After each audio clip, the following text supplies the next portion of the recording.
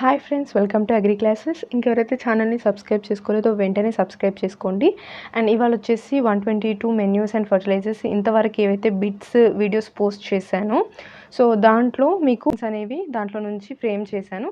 So వాటికి answers మీరే comment బాక్స్లో కామెంట్ చేయండి. ఆన్సర్స్ ఏమీ పెట్టలేదు, ఎందుకంటే అవి మీరే ఆన్సర్స్ ప్రాక్టీస్ చేయడానికి ఈజీగా ఉంటుందని. సో ఎవరైతే లాస్ట్లో ఉన్న వీడియోస్ చూసారో వాళ్ళకైతేనే ఈ ఆన్సర్స్ చేయడానికి ఈజీగా అవుతుంది. సో ఫస్ట్ క్వశ్చన్ వచ్చేసి word manure derived from. So which word, అది లాటిన్ వర్డా, ఫ్రెంచ్ వర్డా, లేకపోతే ఇంగ్లీష్ వర్డా, అరేబియన్ వర్డ్, ఏదో ఒక వర్డ్. అండ్ దాన్ని ఏ వర్డ్ నుంచి, ఆ వర్డ్ ఏంటో కూడా మెన్షన్ చేయండి ఆన్సర్లో. And 1 kg of earthworms contain how many number of earthworms. 1 kg earthworms తీసుకుంటే దాంట్లో ఎన్ని ఉంటాయి earthworms. And the distance between kitchen and biogas should B.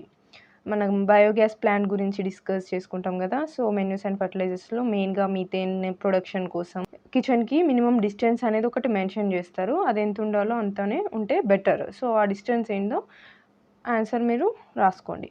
Then triple purpose green manure crop.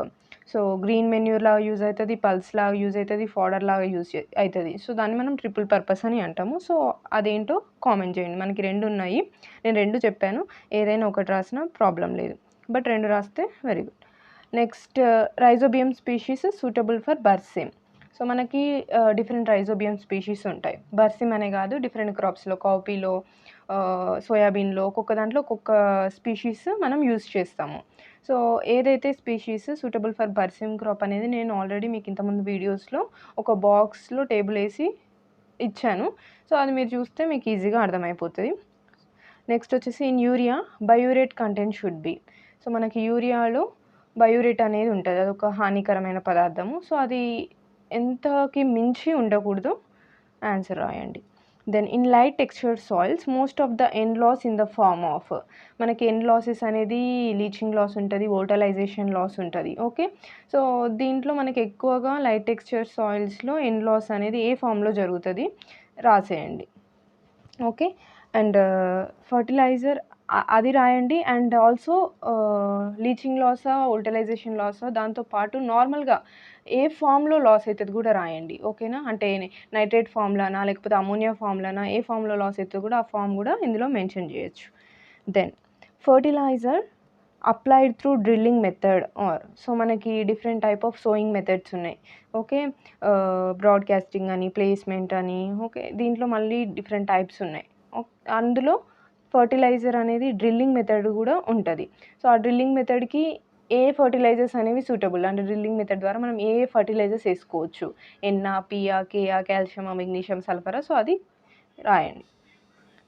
Next వచ్చేసి bone meal should applied dash days before sowing.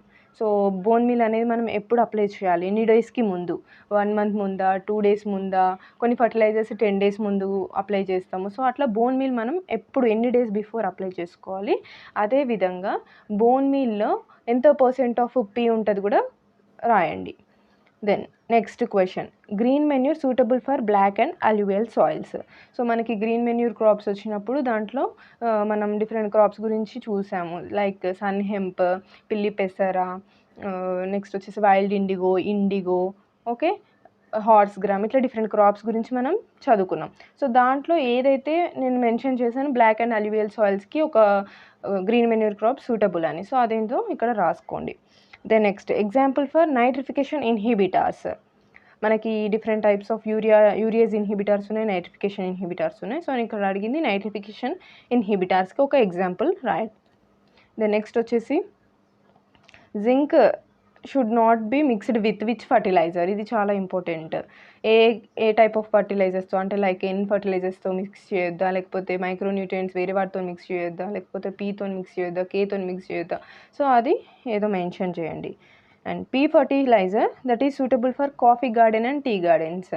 So ఏ form of P అనేది మనం ఎక్కువగా use చేస్తాము.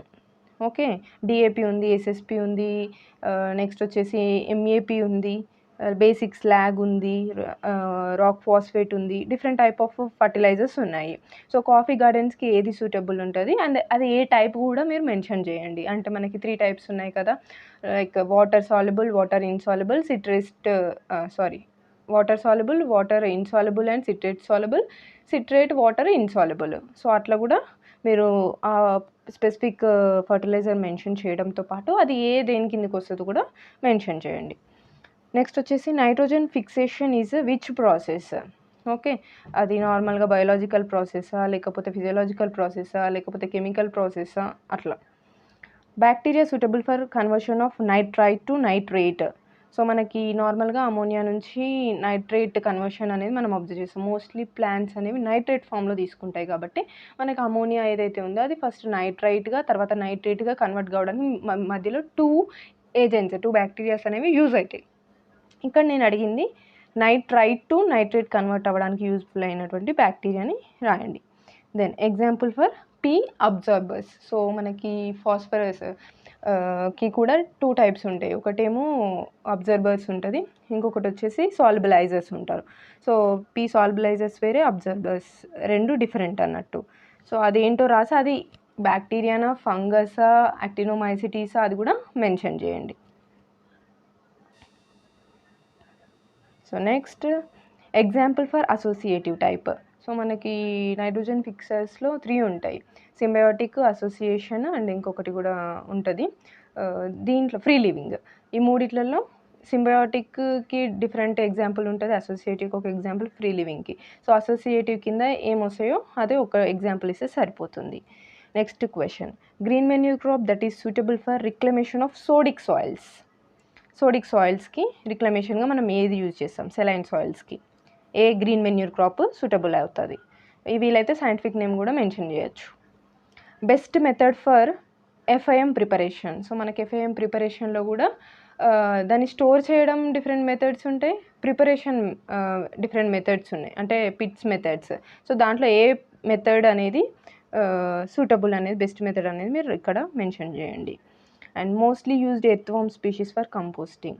So మనం vermicompost తయారు చేస్తున్నప్పుడు, vermicompost అంటే ఏంటి? ఎర్త్వార్మ్స్ యూజ్ చేసి కంపోస్ట్ ప్రిపేర్ చేస్తే దాన్ని వర్మీ కంపోస్ట్ అంటాం. సో ఈ వర్మీ కంపోస్ట్ ప్రిపరేషన్లో మనం ఎర్త్వార్మ్స్ యూజ్ చేస్తాం, డిఫరెంట్ స్పీషీస్ సూటబుల్ ఉంటాయి కంపోస్టింగ్లో. సో మనం మోస్ట్లీ ఏ స్పీషీస్ ఎక్కువగా యూజ్ చేస్తాము అనేది మనకి 4-5 ఉన్నాయి, దాంట్లో ఎక్కువ యూజ్ చేసే స్పీషీస్ అనేది ఇక్కడ మెన్షన్ చేయండి. Then decomposition is hastened by the application of which fertilizer. మనం ఎప్పుడైతే కంపోస్ట్ కోసం యూజ్ చేస్తామో అది ఫాస్ట్గా డికంపోజ్ అవ్వడానికి మనం ఒక ఫర్టిలైజర్ యూజ్ చేస్తాము.